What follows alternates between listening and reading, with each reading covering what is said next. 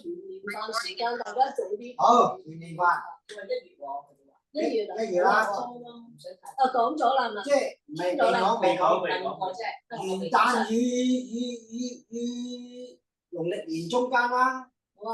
因為你太近咧，亦貴啊，大佬。係啊，啱啊。2月1咧就係年14啦，係嘛？係咪啦？啊，2月1。2月2星期1嚟。2月2係。2月17日嘅節。係2月2。如果1月咧就1月5、10、29、26得唔得？26啊，Tracy 咁早？1月26係好早嘅喎。1月26，哦。因為2月2咯，2月咗3，上2個禮拜係新年。咁有多啲新年氣氛啊嘛。咁啊，暫做新年氣氛係咪啊？暫定2月2號啊嘛。2月2。問一問 Tracy 入咗嚟。得啦。得。2月2都得。係啦，2月2係啦。咁我哋暫定2月2。係啦。4點金咯，好嘛？啊，好。4點金做咩？有冇第二度啊？嗰度貴。團年飯。差唔多啦，因為度團年飯。OK，好。唔係你熟過我哋㗎，依家。我都唔係好熟。係啊，一係就酒樓咋。係酒樓冇啊，酒樓呢度啲酒樓，阿以薇話嗰啲嗰個龍寶啊，龍寶 cheap 到暈㗎嘛。哦。龍寶真係唔好去啊！哇，好 cheap 啊！佢話。係隻豬靚咯，你其他都唔得。咁啊係4點金係幾好嘅。4點金雖然貴少少。貴中舉啦，唔係。都唔中規中矩㗎啦，都。食羊腩煲。係。我而家好似胃口變咗，都唔係好。我又唔食啊。都唔係好食羊腩煲，因為好似好滯食落去。我哋呢個煲唔好多啫，老師。唔係，你哋中意食就叫。你唔好就我，因為嗰陣時阿 Tracy 成日話我中意食啊，猛啊！我而家講掂俾你先，我唔係好啲胃口變咗。隨著年紀啲胃口係會變。除咗年紀係啊，同埋咧經過滯啊，唔食。其實係一種保護嚟嘅。係啊。係一種保護嚟。係啊。個消化。先上次就講到 A B C D E F G 4啊，呢個不信嘅由他離去。好啦，咁啊，今次繼續就講4C 啊，4C。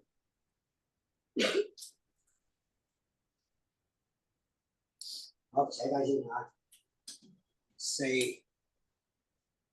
4C 就與不信。信與不信啦。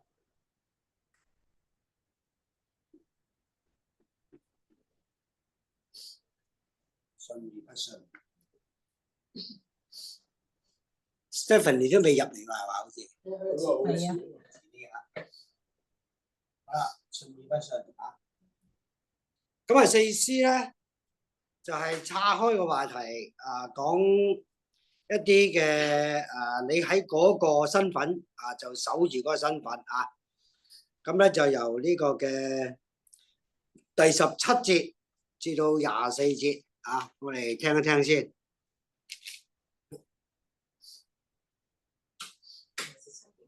17至24。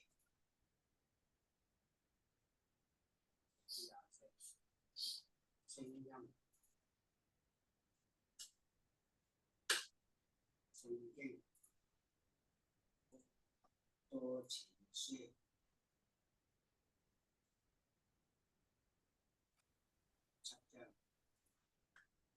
而家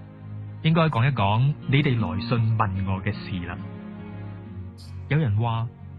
你哋各人行事為人，應該依照上帝嘅呼召，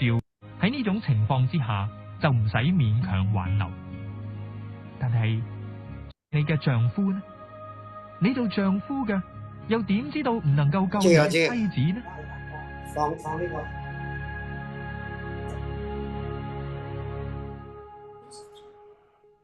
7章嘢5啊。7。7章節5。喺各教會教導人嗰陣時，你講亦都咁樣教導佢哋：你哋各人行事為人，應該依照上帝嘅呼召同主嘅安排，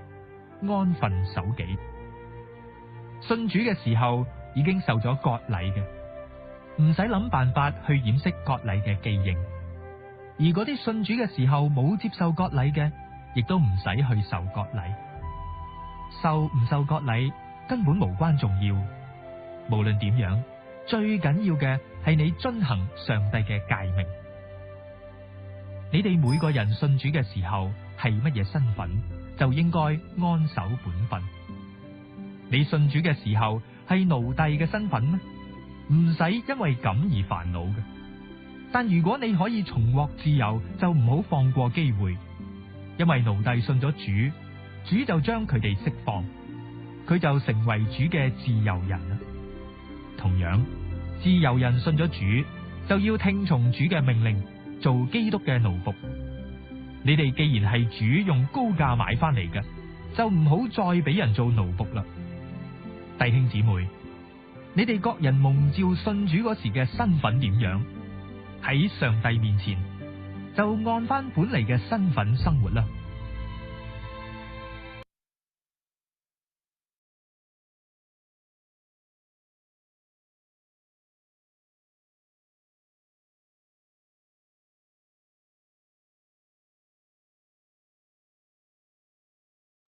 牧師係未開咪啊？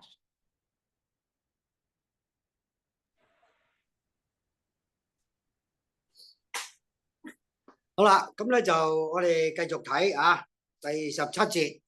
節，就講開呢個守住呢個身份嘅問題啊。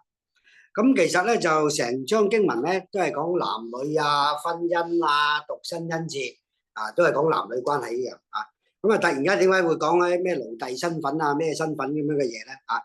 咁其實就係呼應翻啊第4點，就係信同埋唔信啊嗰個嘅夫妻啊。咁 A 咧啊就係唔好離開啊，就你就算有個唔信嘅妻子或者丈夫都唔好離開啊。咁啊 B 咧就係倘若要離開就任佢離開啊。咁啊仍然咧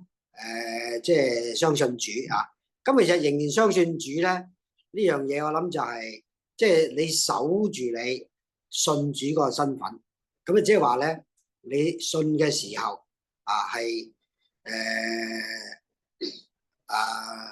應該講點講啊？結婚嘅時候，你係已經同呢個丈夫結咗婚啦啊！雖然佢係唔信，你都仍然守住呢個夫妻嘅關係啊，守住夫妻關係啊！咁所以咧就16節最後嗰句，你這作妻子的，怎麼知道不能救你的丈夫呢？你這作丈夫的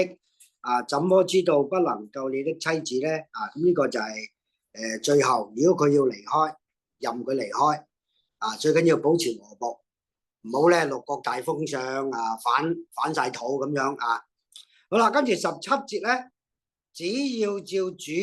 所分給各人和神所召各人而行啊，即係神點吩咐你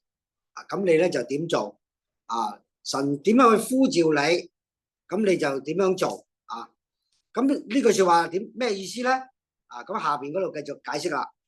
我吩咐各教會都是這樣，有人已受割禮蒙召，就不要廢割禮；有人未受割禮蒙召，就不要受割禮。咁所以咧就係守住自己嘅身份。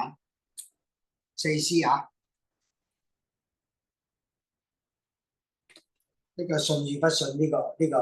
關係啊，咁我哋有4A 4B 啊，咁啊而家咧就4C 啊，即係守住嗰個身份。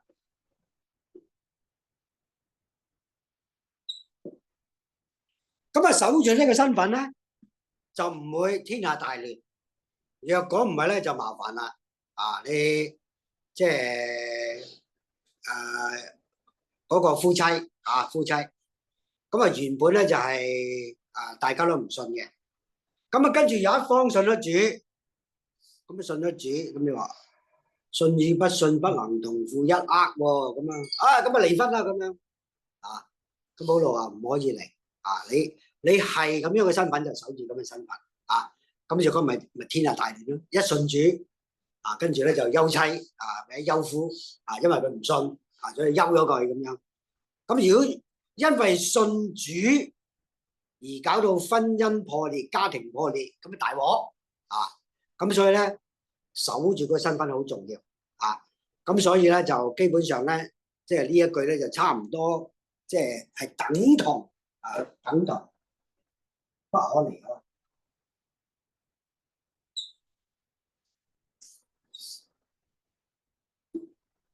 即係4A 第一點就係，如果信與不信啊，夫妻咁咧就係你唔好離開。咁其實唔好離開，咁即係守住呢個身份咯，即係status quo 啊，咁咧就係維持現狀啊，守住呢個身份啊。咁如果唔係，否則咧就家庭咧解體啊，天下大亂啊。好啦，你頭先講嘅呢樣嘢，信與不信嘅結合喺聖經上面係唔容許定係唔容許嘅。你如果頭先你咁樣講，即係呢度有寫結咗婚咧，結唔結咗婚都係噶，唔理佢之前係兩個未信結咗婚，後嚟一方信咗，咁咪造成信與不信咯。係啊，或者就係一個信徒唔聽神嘅説話，去同一個唔信嘅結咗婚，咁啊個結局又係信與不信啦。而家唔問佢嘅來源係點㗎啦。OK。總之而家就係講個現狀係信與不信。咁點搞咧 ？A 就不可離開啊，就係呢個第12節啊，第12節就係不可離開。好啦，跟住咧就第15節就讓他離開，保持和睦，唔好六國大封相啊，搞到咧就拆晒天啊！咁所以你就大原則就唔好離開啊。特殊處境唔信嘅堅持離開，俾佢離開啊！咁你即係呢個大原則，一個小原則啦，你當下。第三個咧，保羅咧就繼續將呢個信與不信呢個情況，要唔好離開啊！就你可以話繼續延伸發揮啊！所以其實呢一點咧，其實類似 A 個點嘅啫，唔好離開啊！即係唔好離開嘅意思，即係話繼續維持現狀咯。啊 ，status quo status quo 我都係睇嗰啲書學嘅即係總之維持現狀啊，就不好離開，守住嗰個身份，夫妻嘅關係啊。咁啊，守住呢個關係咧，就除咗夫妻咧，咁佢就再引啲例子啊，譬如你已經受咗割禮嘅，好啦，咁信咗主啊，咁啊繼續。咁咪守住個割禮咯，咁你話未受割禮喎，咁未受割禮咧，咁如果喺當時嗰個耶穌時代或者初期教會嘅處境咧，你好容易就係咁啊信咗主啊，咁啊跟摩西律法咯咁樣嚇，咁而家我哋就離摩西律法啊，就18000丈啦嚇，基本上我哋新約而家2000年後嘅新約教會，我哋差唔多唔理摩西律法噶啦，但係當時唔係噶嘛，當時啱啱係。呢個基督信仰慢慢漸漸離開呢個猶太，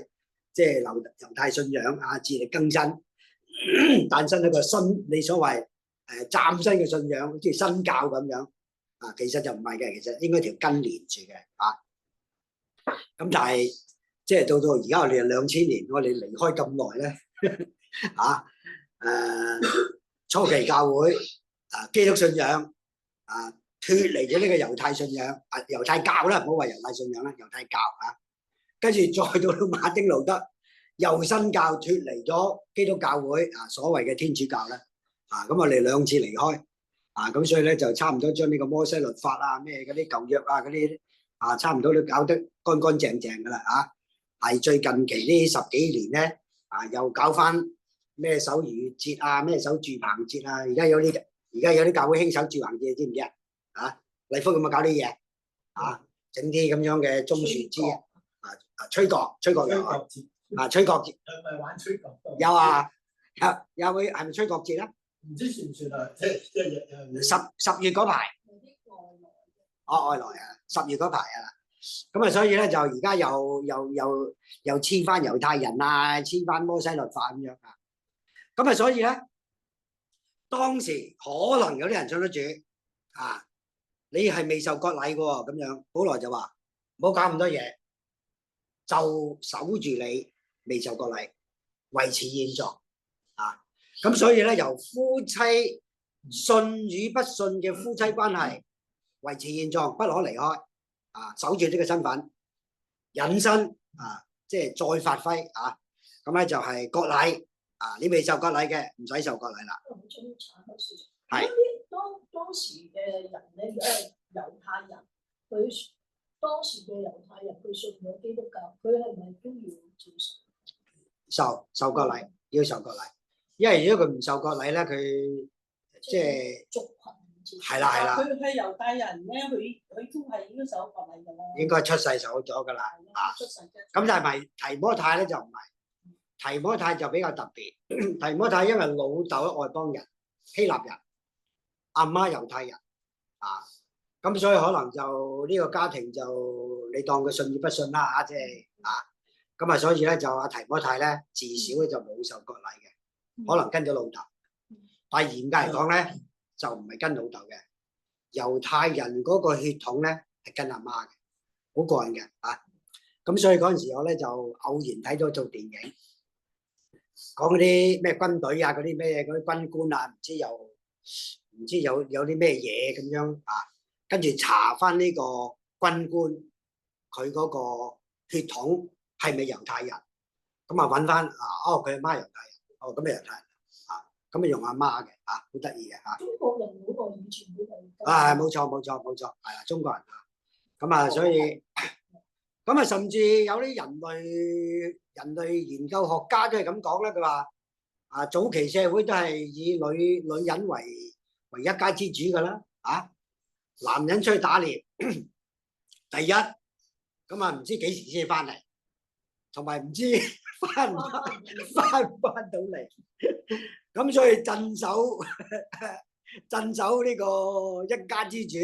通常咧女人啊，咁所以好多啲人類研究學者咧都話，早期嘅咩氏系社會都係女嘅啊，咁啊，我諗呢個都好有道理嘅啊，因為打獵時期咧就係男人周圍走，咁啊甚至咧啊嗰個仔係邊個男人都可能未必知啊，咩啊？而家嗰啲中國有啲少數民族咧。啊，雲南唔知嗰啲少數民族咪都係女人做一家之主嘅，嗰個叫老佛爺啊，咁老佛爺坐喺度啊，咁跟住咧佢個女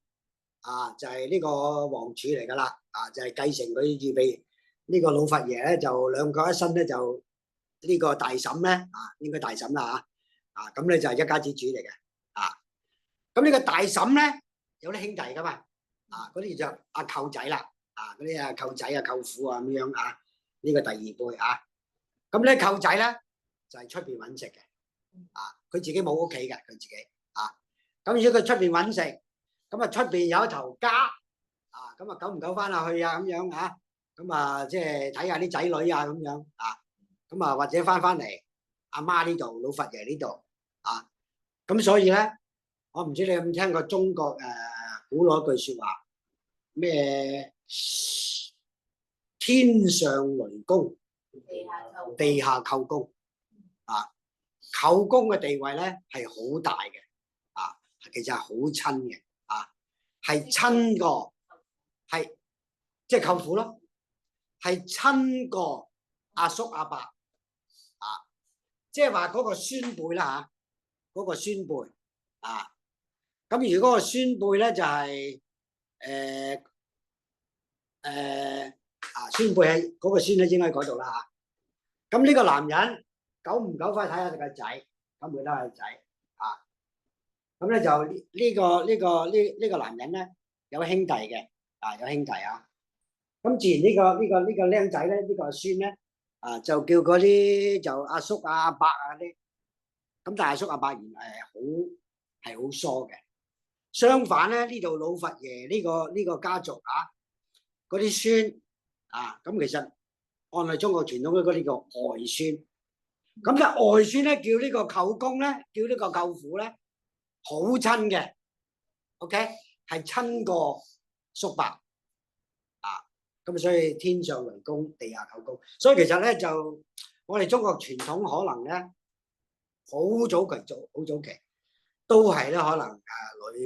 即係女人做嗰個氏族嘅中心啊。咁一路遺傳落，一路傳落嚟。咁所以咪天上雷公，地下舅公啊。咁所以其實咧喺啲人類學啊呢啲歷史咧，從我哋嗰啲咁樣嘅傳說嗰啲説話咧，其實即係可以得知一二嘅啊。不過呢個可能好早期啊，咩石器時代啊、狩獵時代嗰啲啊，咁啊一去到農耕咧就唔係啦。咁去到農耕咧，當然咧就男人做一家之主啦，啊，咁啊生咗個竇，咁你唔使周圍走噶啦嘛，咁你唔使周圍走，特別你有氣有力啊，咁啊有氣有力，梗係喺屋企話事啦，係嘛？啊！嗰啲田啊、點耕啊咁樣女人啊幫下手嘅啫，男人係主力啦。一去到農業社會咧，就可能就有變化啦。咁所以咧就中國呢啲傳統嘅説話咧，其實如果嗒落咧係有意思嘅即係作為一個人類學研究一啲嘅佐證啦咁除咗呢句説話，我都曾經講過啦即係過冬大過年其實呢個對於研究人類嗰個日曆日曆嘅來歷其實都好有意思嘅基本上咧，差唔多而家研究嗰個日曆嗰個起源最早嗰個日曆就係過冬最早其他嗰啲都唔係日子嚟㗎啦好過癮㗎過冬，跟住咧就下一個嘅有日曆嘅日子咧就係呢個嘅春分即係而家大概我哋嘅清明節或者我哋嘅復活節，即係嗰排春分咁呢兩個日子咧就有日曆嘅，中間嗰啲咧就空白嘅，嗰啲唔計所以我都啱晒頭，中間唔計嗰幾個月空白咁嗰啲，咁咧就過冬咁就係一個日子，係日子嚟嘅。春分又係一個日子嚟嘅因為呢個兩個日子好特別過冬咧就係太陽差唔多咧就消失㗎啦個日照越嚟越短但突然間一過咗過冬嗰日應該係12月23號啦23號或者22號啦視乎你過冬係21定22啊？正常有唔同㗎？係啊，都唔同㗎。OK 應該好似就我以為21、22嘅4年一次就係啦，21、22咁咧係犀利，係計太陽曆嘅。所以今年係21星期日。好啦，咁過冬嗰日咧係日照最短，嚇到嗰啲嘅土人咧鼻哥都冇用所以咧就人類開始嘅時候，即係唔識科學噶嘛，哇大佬點解日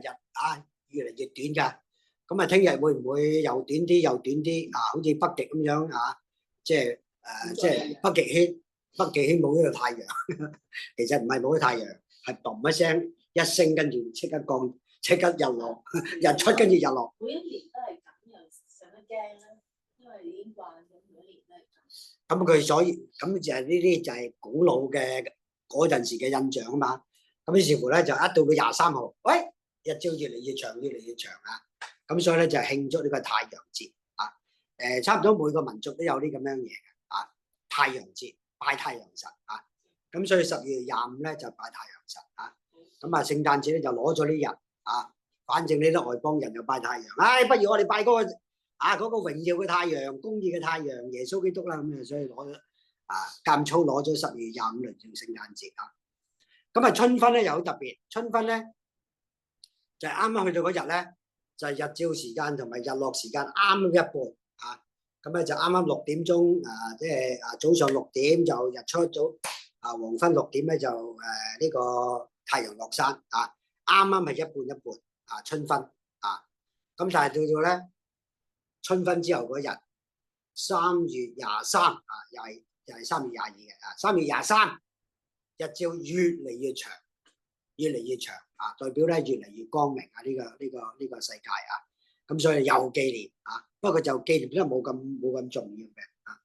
咁啊，復活節就係攞咗呢啲時間嚟到計啊。咁所以研究翻呢啲古人啊，啲日曆啊，啲咩天上雷公啊，地下狗公啊呢啲啊，好有意思㗎呢啲啊。好啦，咁啊，所以咧你未受割禮，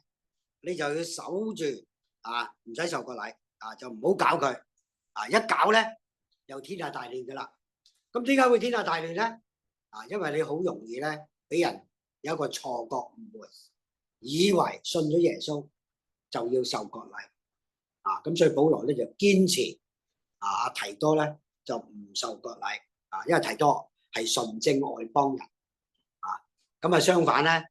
提摩太咧就半個猶太人啊，老豆就係希臘阿媽就猶太啊，但係跟按血統咧就跟阿媽啊，所以佢都係屬於猶太人啊，所以佢要受割禮。咁所以保羅帶佢出生嘅時候咧，唔該割咗先啦啊！費事咧就俾人咧就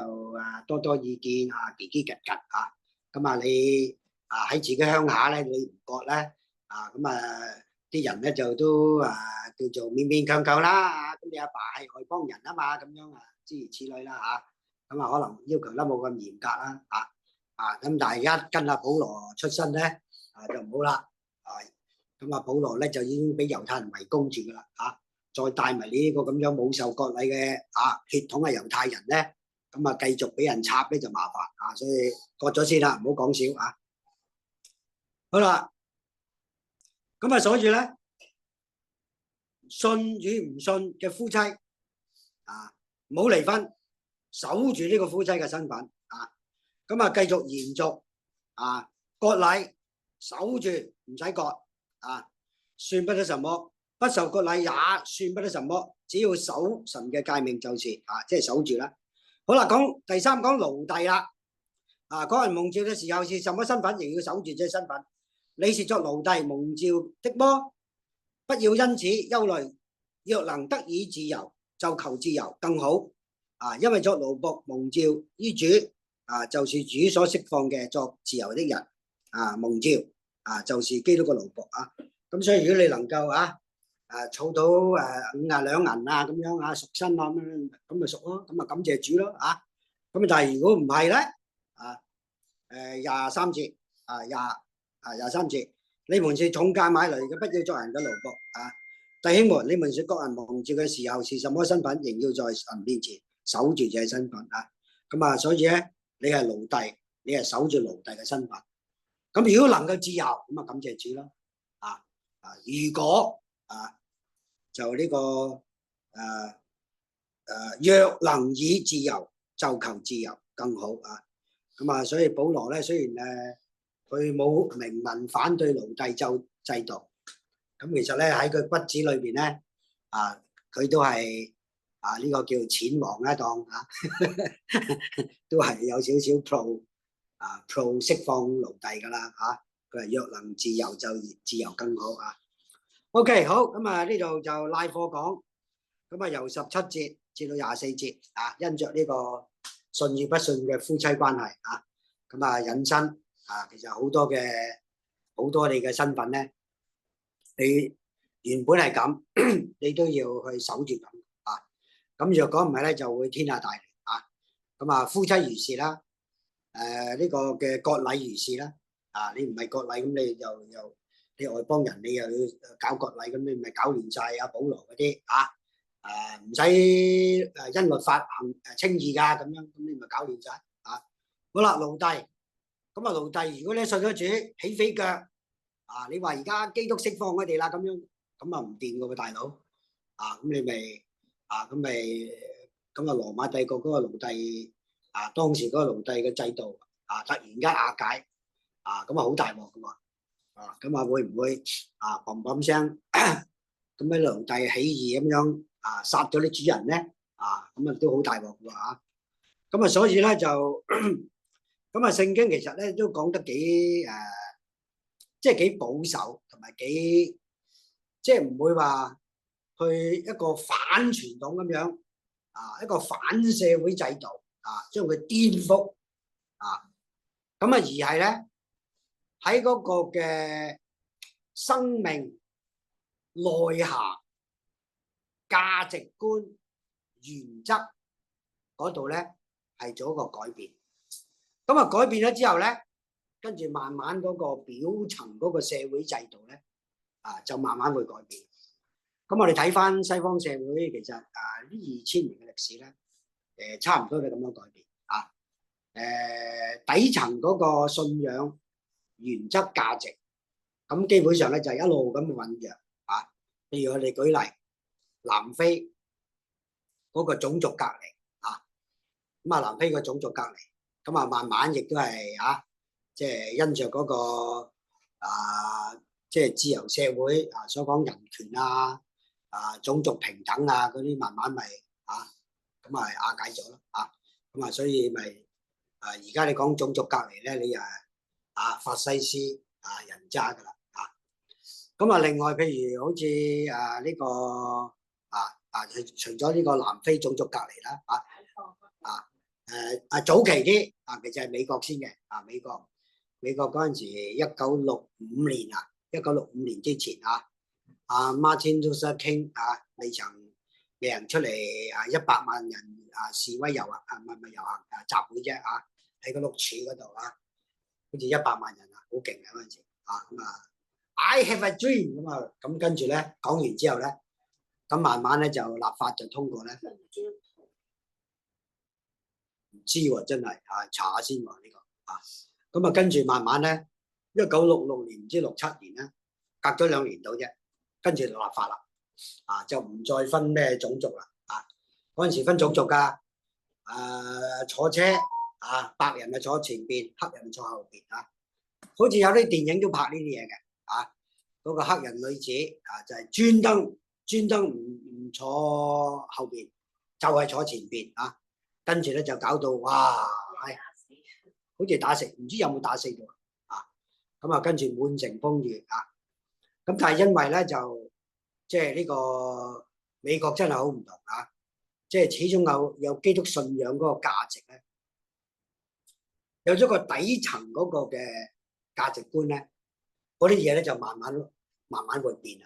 跟住立法，跟住乜嘢咁就今日奧巴馬咧選唔到做總統啦好啦咁再早期林肯時代啦咁解放黑奴咩咁樣咁不過嗰啲歷史咧就其實可能咧就係唔知為貿易為經濟多啲，可能話就話解放黑奴，都唔知係唔係我唔係好識歷史啦識歷史嗰啲研究下究竟係為乜嘢而打啦南北戰咁所以又解放黑奴咁所以就因着有呢啲基督信仰嘅思想所以咧就表層嗰啲咩經濟政治經濟甚至科學都係科學即係依真係要講近代嗰個科學嗰個發源地咧，應該係英國啦因為英國咧嚟呢個咁嘅羅馬帝國呢個咁嘅教皇應該係教皇，唔關羅馬帝國事呢個教皇咁教皇呢咁樣嘅呢啲咩硬化固化即係膽固醇咧咁咧就又要講咧就即係呢個嘅太陽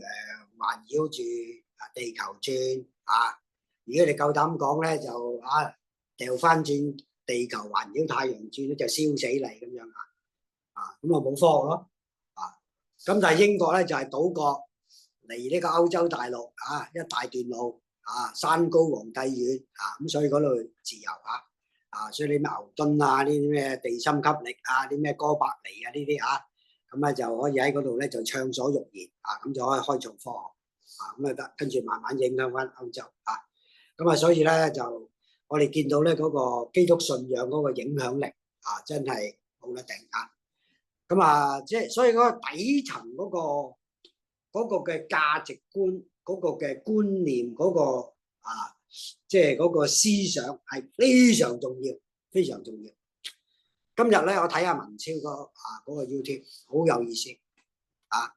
咁啊，最近巴菲特咧就賣咗一隻即係比亞迪嘅股票賣咗即係大家有冇睇呢個新聞啊？呢個好震撼，你知有啊？阿巴菲特賣晒中國比亞迪嘅股票，佢已經賺咗唔知47倍啦喎，47倍嚇死你！佢真係勁啊！咁佢而家買咩股票咧？佢擺重注喺日本，咁啊跟住啲人問佢：日本唔係消失30年咩？即係經濟泡沫到阿媽都唔認得咩？而家好慘啊！日本仲欠債啊，仲欠3年 GDP 嘅錢啊，仲欠即係當佢一年1萬兆啦佢仲欠3萬兆即係舉例欠300% GDP 嘅債，但係佢係唔死得喎，真係。咁文超分析咧非常好，真係佢話佢哋經歷啲咩經濟咩爆破咩哇嗰陣時嚇死你！佢喺咩銀座嗰啲樓1尺20萬，200萬港幣一平方米，1尺20萬啦。總之，香港最貴嘅豪宅天比高幾多？使唔使10萬一尺啊？好似8萬冇10幾萬，好似8萬定10萬嘅我哋一般而家啲住宅就1萬零2萬啦，2萬左右啦而家1萬零啦，1萬零一度，唔好講得咁慘。咁佢話咧佢就話點解佢投資喺日本咧？佢話長線仲有得玩日本因為佢個底層建造由明治維新之後咧，佢已經脫亞入歐改變咗咁相反另外一個國家啦，我哋唔方便講啦另外一個國家有啲咩嘢水災咩呢個即刻咧就 PK 噶啦即係疫症咁但係日本咧水災地震疫症咩撐得住仍然個底厚咁所以講到最尾咧就係嗰個嘅價值觀同埋個思想咁所以咧就呢個聖經都係啦，聖經講你唔好搞佢住，唔好搞佢住最緊要搞掂嗰個底層個邏輯你係咩身份就住咩身份咁所以呢個有少少似保守派啦咁所以而家年紀大咗咧咁我真係比較 pro 保守派，即係保守啲好太自由咧都好麻煩咁搞到咧天下大亂你睇加州嗰啲多倫多嗰啲吸毒嗰啲嚇死你好咁呢個就4C守住身份其實咧就相當於就係你唔好搞咁多嘢啦，唔好離開唔好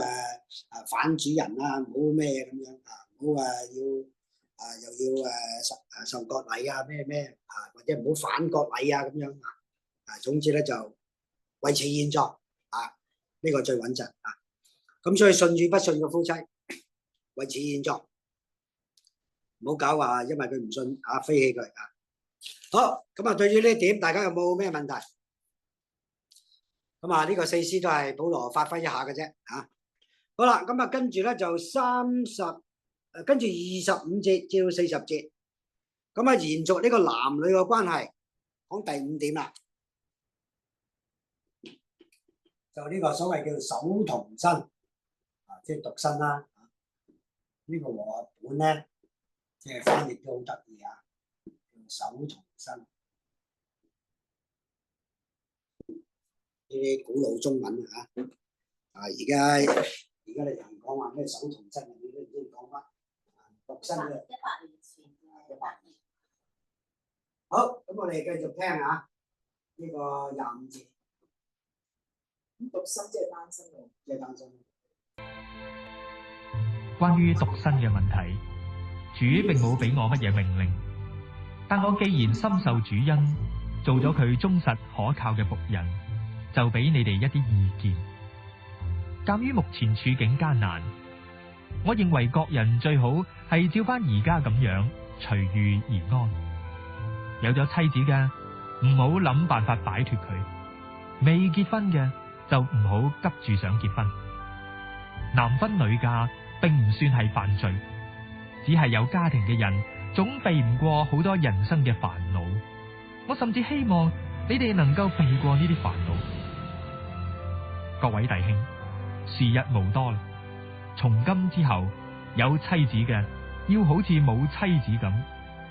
傷心嘅要學下無憂無慮，高興嘅要學下憂傷，有產業嘅要學下好似一無所有咁，喺世上享受過嘅要學下對世界毫無留戀，因為我哋眼睛所見嘅世界好快就要過去啦。我咁樣講係希望你哋對世事無牽無掛。一個獨身嘅男人可以將全擔心機放喺主嘅工作上面，一心一意咁討主喜悅。結咗婚嘅男人就會被世上嘅事分心，只係顧住點樣討好妻子，而唔能夠專心侍奉。婦女嘅情形亦都係一樣，獨身嘅女子可以全心全意關心主嘅事，以致佢嘅身體同靈魂都專屬於主。但係已婚嘅婦女就有家務纏身，又要氹丈夫開心。我咁樣講唔係要束縛你哋，乃係為咗你哋好，叫你哋揀最好嘅而去做，好叫你哋一心一意服侍主。如果有人覺得自己對女朋友有唔妥當嘅行為，又怕會情不自禁，於是想及早結婚，佢就應該照自己所諗嘅去做，早日成親。咁樣並唔算係犯罪。如果有人唔打算結婚，立定主意要過獨身生活，又覺得咁樣係適合嘅，咁就保持獨身好啦。所以同女朋友結婚係啱嘅，但能夠保持童身咁就仲好。丈夫在生，妻子就必須忠於丈夫。假如丈夫去世，佢就自由啦，可以再嫁，但係要嫁俾信主嘅弟兄。但係照我嘅意見，佢如果能夠終生守節，咁就仲有福啦。我諗自己係受咗上帝嘅靈感動，先至講呢番話嘅。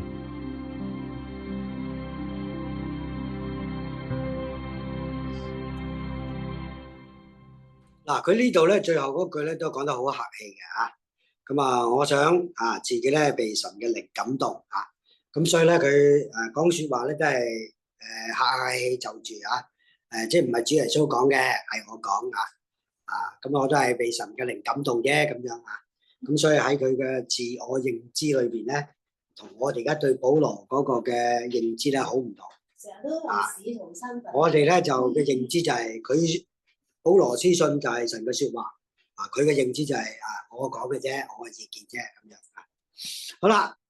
咁咧就呢個25節論到童身的人，我沒有主的命令啊，都係呢句啦啊，即係冇按佢當時所佢自己嘅認知啊，我唔係絕對權威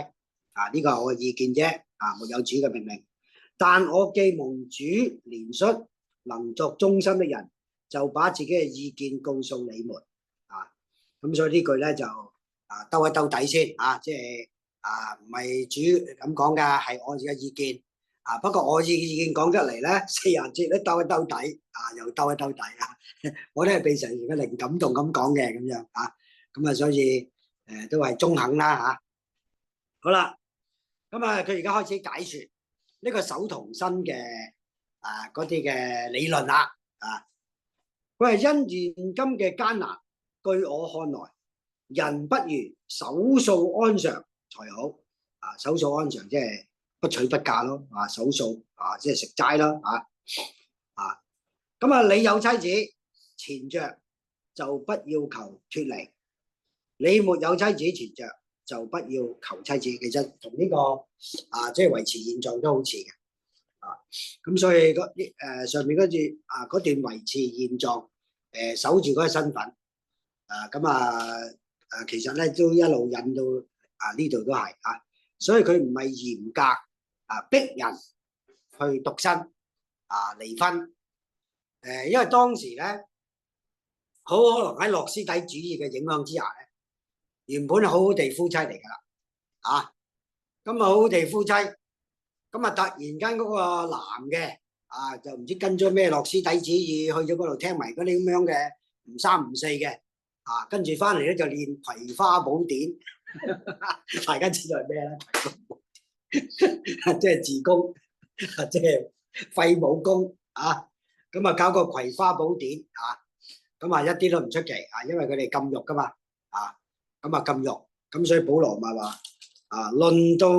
你們信上所論的事，男不近女倒好啊，男不近女倒好，但要免淫亂嘅事，男子當有自己嘅妻子好啲喎啊，咁樣啊，咁所以咧回應佢哋嗰啲啊，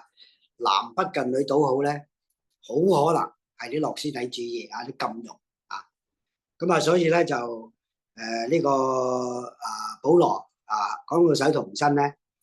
都唔係要搞到天下大亂啊，而係咧按我嘅意見因現今嘅艱難，據我看來人不如守素安詳才好守素安詳世界艱難，後邊嘅解釋㗎，而家呢度。簡介一下嘅啫，簡介一下咁不過咧，佢都要中肯啲。你有妻子唔係話當時有啲咩局勢？其實當時保羅，如果我哋睇翻提摩太後書嗰啲嘅局勢咧，都唔盞噶啦，因為提摩太後書第3章即係即係現今係危險嘅日子道德淪喪咁事實上當時羅馬帝國咧，道德係幾敗壞嘅非常敗壞即係羅馬帝國古代嗰種嗰個敗壞咧，就係因為未人進化到去嗰種文明啦，咁所以咪敗壞咯咁即係野蠻時代，你可以咁講野獸時代咁即係國家與國家咁我哋冇資源，我搶你咯，係嘛？跟住捉咗啲女人翻嚟，咪做老婆咯，做奴隸，做僕婢咯，咁以前世界係咁噶啦，咁世界進入文明，其實嚴格嚟講，都係二戰之後嘅啫。二戰之前都係唔同你客氣嘅喎，係嘛？咁我冇地，咁咪掠你咯，做咩啊？唔客氣啊？咁德國係咪擴張咯？咁日本，咁我哋得個島國俾你嘅資源咁咪掠你咯，唔客氣啊？咁所以即係所謂我哋而家現代所建立嘅文明，嚴格嚟講，二戰之後咁當然你再追早啲。文藝復興之後啟蒙時代都好啲嘅，都文明啲嘅佢嗰時未羅馬未迫害㗎啦，開始呢度未逼，呢度未逼，因為加拿我諗緊會唔會係迫害基督徒咁，佢必唔會結婚咯？可能都會咁但係哥林多前書係寫於大概公元前呢個唔係公元大概50幾年啦，50幾年未開始逼，猶太人逼咁但係道德都淪喪噶啦當時咁所以在保羅看嚟，而家就艱難時代。其實嚴格嚟講咧，個個時代嘅人都話自己係艱難嘅事實上咧，有一套電影咧咁樣講好過癮嘅一路翻去之前嘅時代即係坐住嗰架車，一落車嘅時候，去咗之前100年喎，咁跟住又再坐車，又去咗100年，一路去，一路都講，即係以前嘅時代勁咁樣，以前嘅時代勁好似係咁嘅，好似人類咧不斷都係不滿現代嘅。係追溯翻去，成日都以為以前係啦，即係好似我哋而家呢個時代，我哋2025啦，我哋成日都講話80年代係香港最黃昏，黃金時代。客觀上可能都係嘅。咁但係到我哋2050嘅時候咧，可能我哋又話2025咪黃金時代咯，可能係咁啦，都唔出奇嘅，好難講。好啦，咁啊，所以保羅當時就認為好艱難啦，咁啊艱難咧就不如守素安常啦嚇。不過你有妻子咁就唔好求脫離維持現狀冇有妻子你就唔好搞咁多嘢啦就不要求妻子咁所以呢個不要求妻子咧，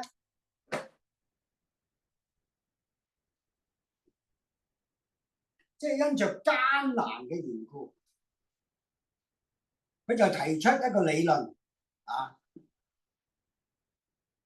就不要求妻子不娶啦，係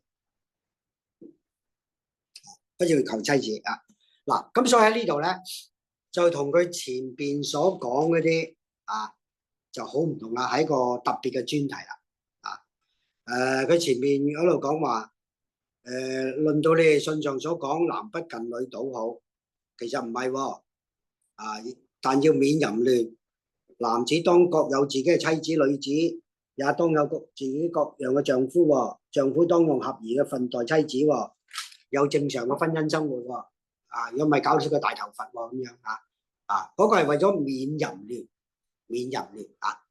但係而家嗰個嘅處境咧，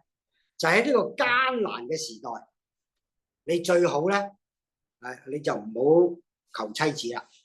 咁如果有你就唔好離開，但係如果冇嘅咧，你就唔好搞啦，唔好搞咁咧就佢解釋啦。你若娶妻呢啲係解釋啦你解釋並不是犯罪，處女若出嫁也不是犯罪，然而這等人肉身必受苦難，肉身受苦難。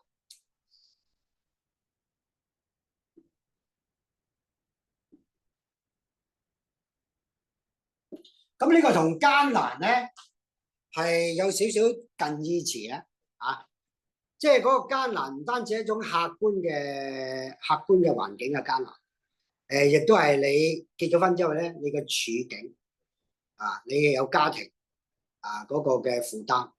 亦都係一種艱難咁所以佢呢度咧就一路解釋我卻願意你們免受這苦難咁保羅你即係有陣時你都覺得佢好似好消極咁樣佢講呢啲消極嘅説話咧，係有當時嘅處境性即係你如果有個妻子咧楞住咧，就你都唔容易搞我希望你哋免受這苦難弟兄們，我對你們說，時候減少了，從此以後，那有妻子的要像沒有妻子哀哭要像不哀哭，快樂的要像不快樂自賣的要像無有，用世物的要像不用世物，因為這世界的樣子將要過去咁所以呢個即係一個末世嘅情懷啦一種末世嘅思想咁所以其實咧，保羅點解要即係講獨身呢個問題咧即係佢係比較 pro 嘅佢係比較 pro 嘅咁咧就因為係有啲咁樣嘅艱難，肉身受難。同埋咧嗰個末世主再來，即係等等各樣嘅因素你唔好搞咁多嘢啦，好麻煩啦好啦，我哋繼續睇咁你如果接受到呢啲，咁你咪接受咯。咁接受唔到，我唔怕艱難，冇所謂啦，咁樣老婆大晒咁樣，咁咪唔緊要咯好啦，我願你們無所掛慮，沒有娶妻的，是為主的事掛慮，想怎樣叫主喜悅；娶了妻的，是為世上的事掛慮，想怎樣叫妻子喜悅咁所以佢呢度又提出個觀點，咁你可以話咧，呢啲嘅觀點全部係好消極嘅有咩艱難有咩肉身受苦又咩末世主再來世界末日咁樣因為末世咧你又地震又天災，咁你置賣嘅就不像咩像不置賣啦置賣咩置賣的要像無有咁你而家嗰個宏福苑咪無有咯咁一把火咁乜都冇晒如果宏福苑咧喺1997年之前咧，我相信應該冇事咁但係1997之後呢個世界唔同咗啦而家係新時代啊嘛，係咪咁新時代咧就有新嘅事情發生咁所以咪而家咪你咁樣喺末世咁樣亂七八糟七國咁亂你置賣嘅就等於冇置賣嘅，係咪咁你唔好講話置賣嘅無有就算你仍然有，咁都跌咗1成啦，係嘛？末世1成到啦咁住緊嗰啲咯，冇。你講幾時到幾時？你由最高點計最高點計可能睇下先。最高點嗰時候，好似嗰時望個地產陽光好似800萬，而家跌到600，即係3/4，冇咗25%，差唔多。睇你咩屋，我哋啲陽光廣場咩奧運峰呢啲，真係實實在在住嘅，咁咧就嗰個係啦，嗰啲咩太古城咩嗰啲比較。係啦，嗰啲會勁啲。你嗰度幾多成黃埔嗰啲，你嗰度幾多成唔止30。黃埔嗰啲，即係嗰啲咧係嗰個市場敏感係好勁嘅。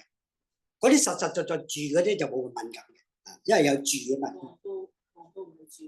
黃埔花園。黃埔都係少少炒嘅黃埔因為嗰啲好炒啊嘛。大屋苑好多炒。係啦，冇錯啦。大屋苑好炒啊嘛，小屋苑就炒唔起噶嘛。陽光廣場得個3棟，點炒邊個炒奧運峰就喺土瓜灣呢個地段，可能都炒唔起都係住。呢個係好多人都係好嘅。係咩？起初唔係應該咁講，起初佢個地產睇得嘅跌得犀利，而家睇得。嗰啲海旁嗰啲嗰啲我諗死得㗎嗰啲睇得嗰啲真係好貴嘅。咁所以咧，你呢啲末世嘅時間，7國咁亂道德淪喪，民不聊生，你置賣咁咪等於冇咯，係咪？所以咧就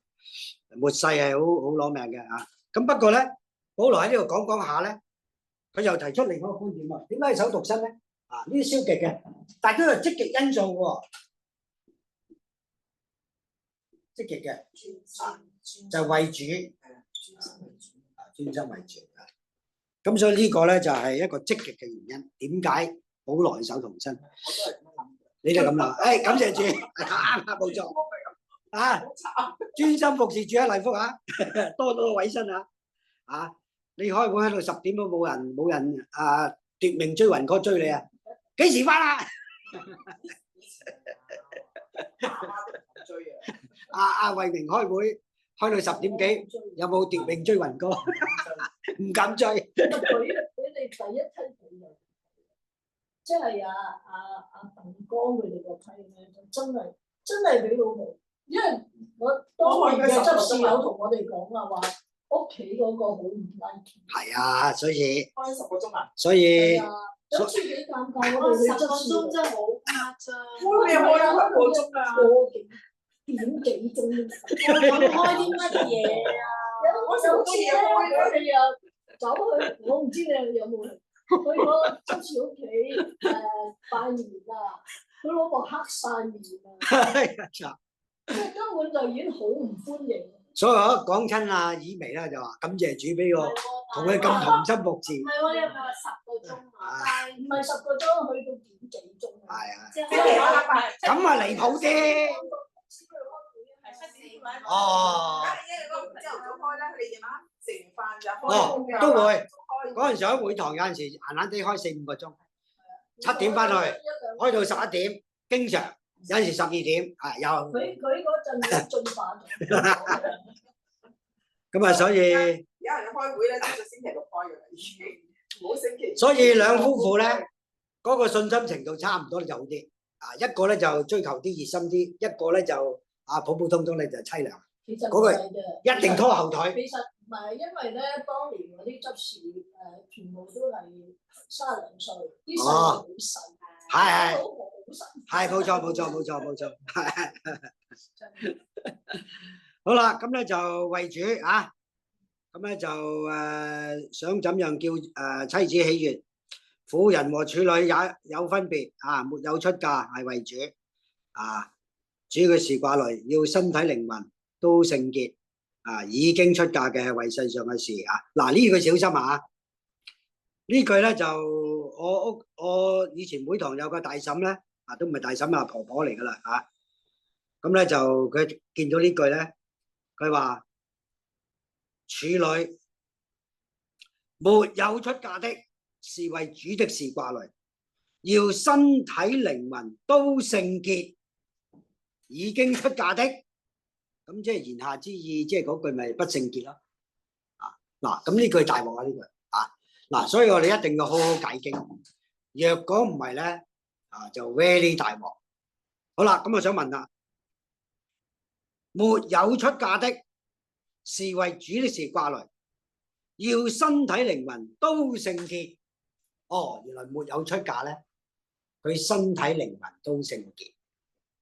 好容易咧，我哋就會聯想，哦，因為咧佢冇做過性行為，啊咁冇做過性行為咧，就按我哋中國人嘅觀念貞潔啊咩處女之身啊咩啊。所以係聖潔，嗱好容易咁解嘅喎，咁所以嗰個婆婆咧，啊，咁佢就話，冇結婚聖潔啲㗎咁樣，咁我哋點解呢句説話？咩叫聖潔啊？分別為聖歸於主啊！嗱，所以點解我同大家我解過幾次嘅呢個字聖潔呢個字？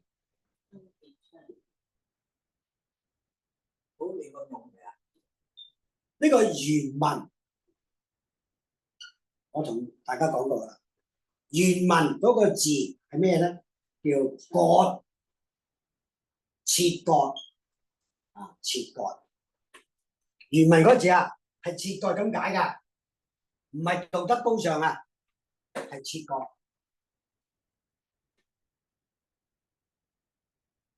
你即刻可以聖經字典你睇睇。聖潔呢個字原文咧就係切割，咁即係分別啦。然之後第二咧先至叫道德純正啊，道德即係好啦。OK，咁其實道德好咧，嗰個係引申義嚟啊。原文根本就係切割，聖潔個字啊 ，hagios 啊嗰個字啊 ，hagios。咁啊，所以咧呢度咧係攞。按上下文，其實係攞緊咧一個嘅原文嗰個第一嗰個意思啊嗱，因為咧你睇下上下文咧，上下文嘅意思係咩啊？婦人和處女也有分別啊嗱，婦人同處女咧係唔同噶嚇，婦人就結咗婚啦，處女就未結婚啦啊，沒有出嫁的係乜嘢啊？是為主的事掛慮。為主的事掛慮，咁即係話咧，佢係黐住主啦，成日諗住主啦，咁所以佢咧就係分別為聖，歸於主，係歸於主呢個字先緊要，係分別歸於主。OK，咁所以呢度唔係講緊咧佢個道德聖潔啊，佢咧就冇做過性行為，所以咧佢個身體咧就聖潔啊。嗱呢啲咧有少少咧係我哋中國人有少少咁嘅觀念嘅啊。咩呢個女仔咧就處女啊，咁咧就係貞潔啲嘅咁樣啊，結咗婚咧就邋遢啲咁樣，有啲咁樣嘅錯誤觀念嘅中國人我哋有啲咁嘅觀念啊。咁啊天主教咧就正統咧就唔係嘅，正統就唔係，但係咧因為咧童貞女瑪利亞呢樣嗰樣咧，咁跟住咧就天主教裏邊搞咗一啲咁樣嘅所謂世俗思想啊，即係天主教裏邊嗰啲嘅唔係世俗庸俗思想啊，就係好似咧哇聖母瑪利亞咧，佢童貞女生呢個耶穌咧就特別聖潔啲啊，因為冇經過性行為咁啊，彷彿咧性行為咧就污糟邋遢。而事實上咧，就呢個天主教咧，對於呢個性行為咧，就係好咩咧，好無奈嘅。佢就既知道咧，呢個性行為係帶嚟生育，咁啊人一定要生育㗎，你唔生唔得㗎，大佬係咪啊？咁啊，所以咧，天主教咧對於性行為咧係非常之消極嘅，啊，即係天主教嘅觀念啊，點睇性行為咧？性行為就係為咗生育，咁你如果唔係為生育咧，你就唔好教咁多嘢啊。咁所以咧就你唔好避孕啦，啊，因為性行為就係為咗生育噶嘛。咁你做咩要避孕咧？啊，咁你話我唔避孕咁樣，咁生咗件點搞咁樣？咁你咪唔好搞咯。天主教嘅神父同埋修女佢哋唔結婚。係咪就 base 上呢段經文咧？嗰個力，都有少 base 呢段經文，係就唔關性行為嗰啲事啊。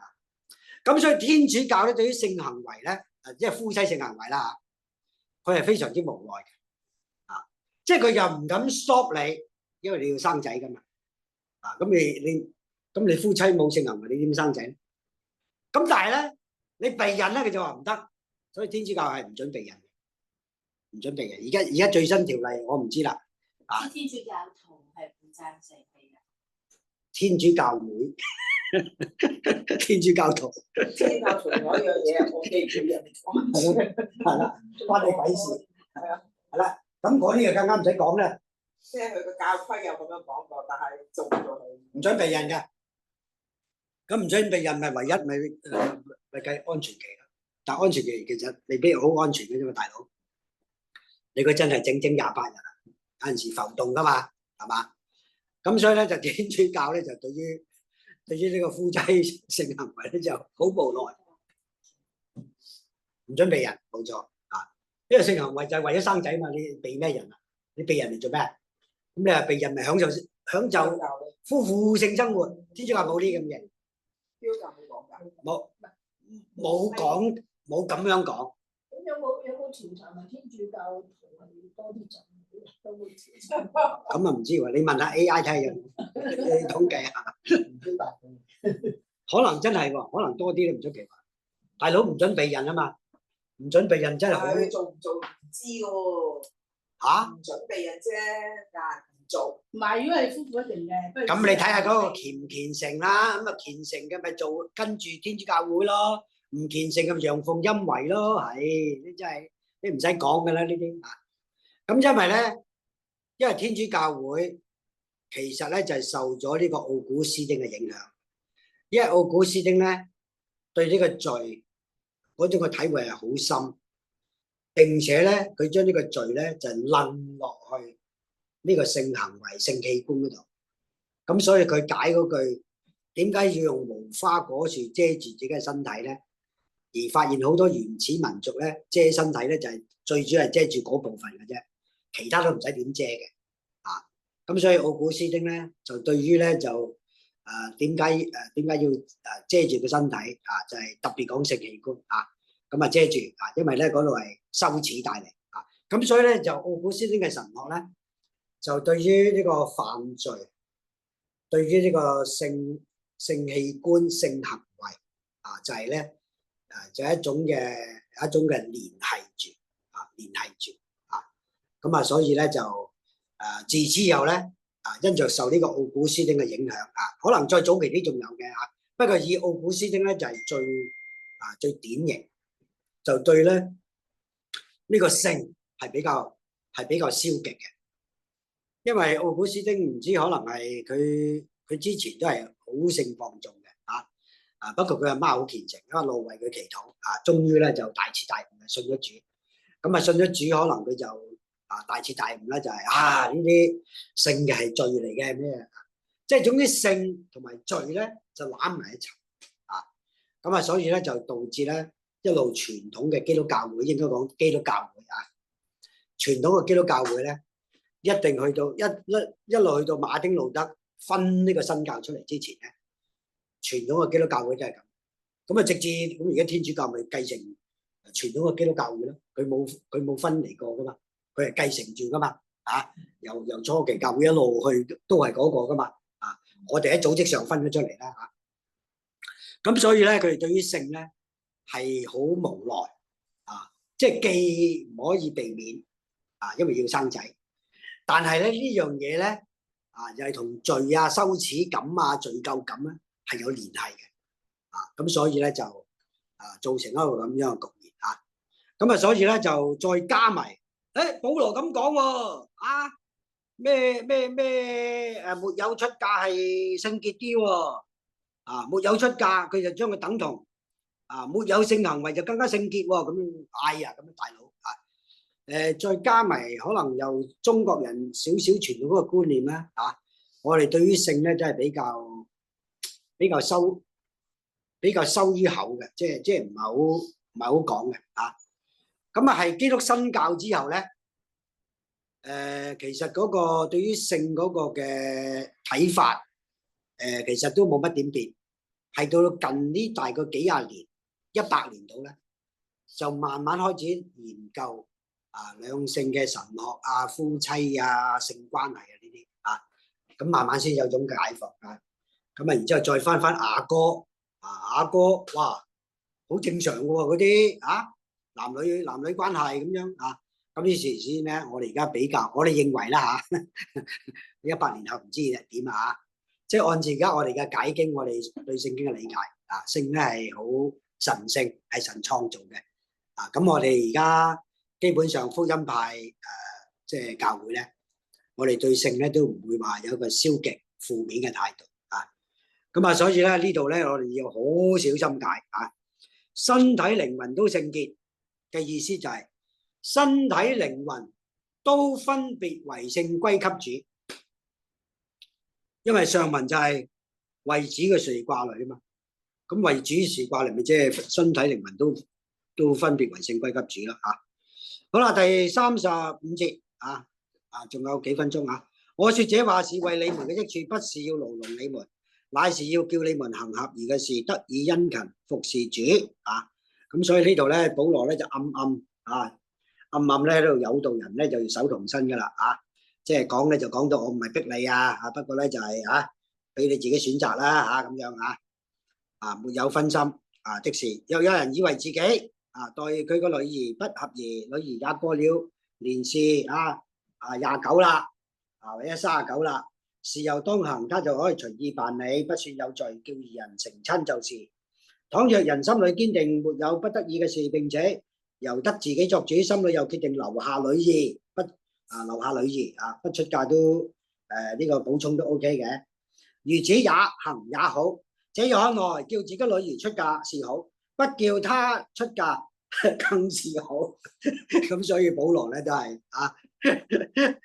即係都係抱噶啦，抱呢個獨身噶啦。丈夫活着嘅時候，妻子被約束；丈夫若死了，妻子就可以自由隨意再嫁，只是要嫁在這主裏嘅人然而按個意見，若常守節，更有福氣咁所以咧，咁你可以話呢個係保羅個人嘅意見啦個人嘅意見，但係咧咁佢就有兩個理由，一個消極嘅艱難，一個積極嘅為主，咁兩個都啱嘅喎奪命追魂嗰打嚟，咁你真係肉身就苦喎俾老婆鬧到狗血淋頭仲唔翻嚟死佬咁樣咁就好慘嘅喎，係咪？咁另外積極嘅原因為主，咁又都係咁所以如果從呢兩個理由嚟睇，咁的確獨身係好啲嘅咁但係如果從其他嘅理由咩二人成為一體夫妻呢個婚姻生活二人咩總比一人好或者係咩兒女咩膝下承歡啊呢樣嗰樣，咁從嗰個角度啊，咁又夫妻好，睇你從咩角度講嘅啫，啊，咁所以咧講到最尾啊，呢個都唔係絕對真理啊，呢個係相對真理啫，啊，咁所以咧就我哋一講到獨身啊，一定要講啊積極嘅係為咗呢個啊，消極嘅咁少少啦，啊，咁啊呢個。咁消極嘅，就算你獨身，你都面對呢啲噶啦，你唔使啊，係嘛？咁你末世你走得到咩？啊，艱難嗰啲啊，係爭就啊，俾老婆奪命追魂 call 嘅啫，係呢樣嘅啫，啊，咁啊，所以咧，咁呢個就係守獨身啊，一個完整嘅啊一個解說啊。好，大家有冇咩問題？咁啊，冇時間啦。咁啊，如果要分享嘅咧，就我哋下次先啦，啊。咁啊，睇下 Kelly 有冇啲咩同我哋分享下啊？你講啦，你話咁啊為主咁哦啊，好，有冇問題？好，我哋有個禱告結束啊。天父，我哋多謝你啊，俾我哋咧喺藉着哥林多前書第7章都有個好詳盡嘅了解啊，男女嘅關係、婚姻嘅關係、獨身嘅恩賜等等啊，我哋求主都幫助我哋有一個更全面嘅認識以至到無論我哋係喺夫妻嘅關係或者獨身嘅恩賜方面或者咧就喺男女嘅關係上邊我哋都能夠可以有一個更好嘅了解讓我哋喺男女呢個關係裏邊。我哋能夠咧可以按主你嘅心意而行各人按自己嘅領受守住自己嘅身份，我哋多謝主，我哋咁嘅禱告，奉耶穌基督嘅名。本來應該係升過啦。係啦，係升過，拜拜。好啦，牧師，拜拜。好，拜拜，拜拜。